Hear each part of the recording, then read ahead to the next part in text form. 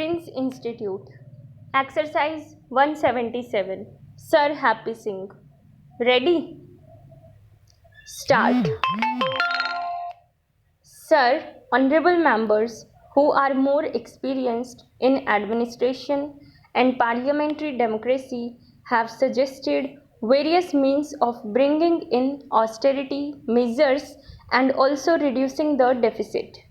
Even after the revision of prices to bring about a balance in the oil pool account, the subsidy that the government is giving to benefit certain sections of the people is being subsidized not by the budgetary allocation but by the readjustment within the oil pool account. So, in that event, I see that even after the revision or the hike in administered prices of these commodities, there is still a deficit left in the oil pool account.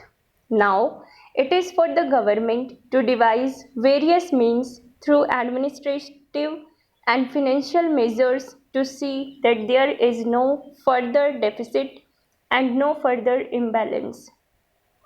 It has been our experience during the past year that there has been considerable inflation in the country. Maybe that about the all-round inflation, we do not go into the reason for the situation in the country.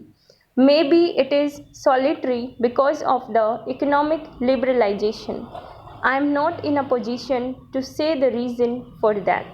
But the prices of commodities, both agricultural and industrial or domestic, have been on the increase for the past many years.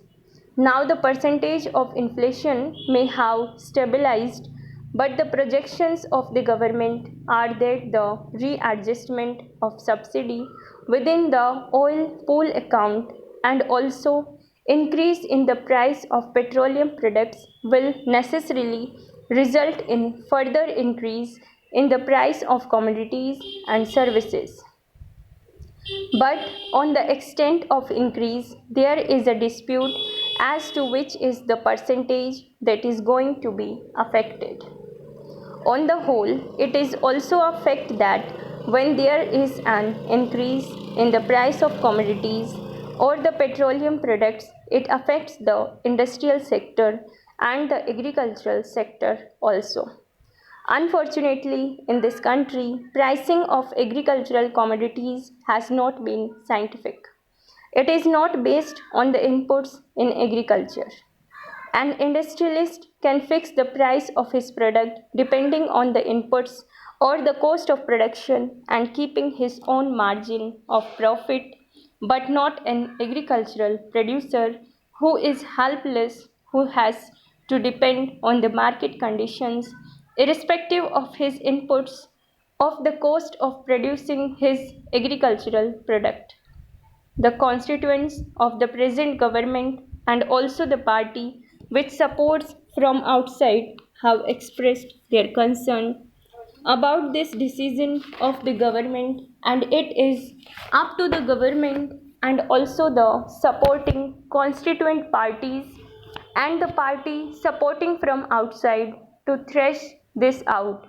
And at this juncture, I can only say that the government has not touched the price of kerosene and has reduced the increase in the price of diesel and has recently increased the fertilizer subsidy so as to enable the farmers to purchase fertilizers at reduced prices.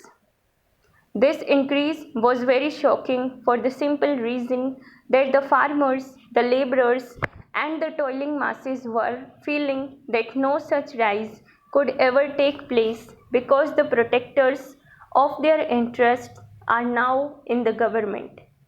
They always thought that those who have so far been really taking away their rights are now out of power, and now the common man's protectors are governing the country, and hence no such price rise could ever take place.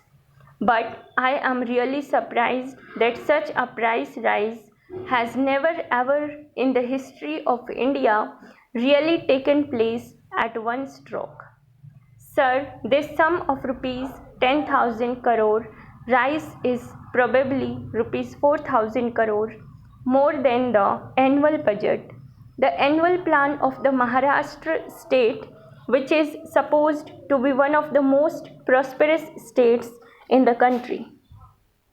Such rise can take place even without the sanction of parliament is something which is really amazing. About this, we have already spoken yesterday, and I would not repeat that point once more.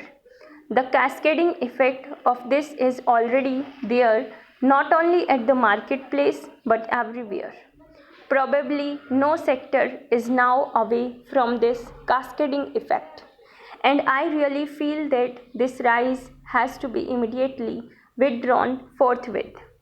One of the honorable members from the Congress party has said that he is really interested to make sure that this government does not fall.